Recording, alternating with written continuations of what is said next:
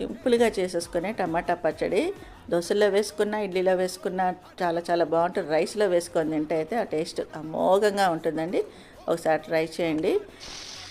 1 table spoon oil వేసుకొని ప్యాన్లోకి చిన్న ముక్కలు కట్ చేసిన 1 కేజీ టమాటా వేసేసి, 1 టీ స్పూను పసుపు, 1.5 టేబుల్ స్పూను సాల్ట్ వేసేసి 50% మగ్గినాక గుప్పెడు చింతపండు ఈనెలు అవి తీసేసింది వేసేసి, అది పూర్తిగా మగ్గిన తర్వాత చల్లారిన తర్వాత మిక్సీ జార్లో వేసుకొని 2 పల్స్ ఇచ్చి మిక్సీ చేసుకొని బౌల్లోకి వేసేసుకోవాలి.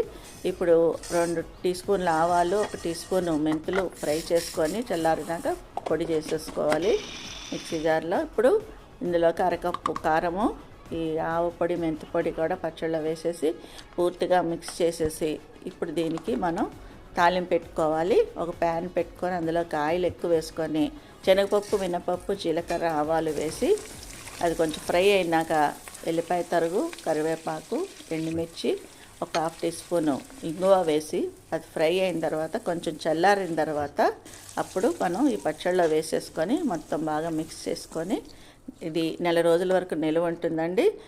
ఫ్రిడ్జ్లో పెట్టుకోవాలి. తప్పకుండా ట్రై చేయండి.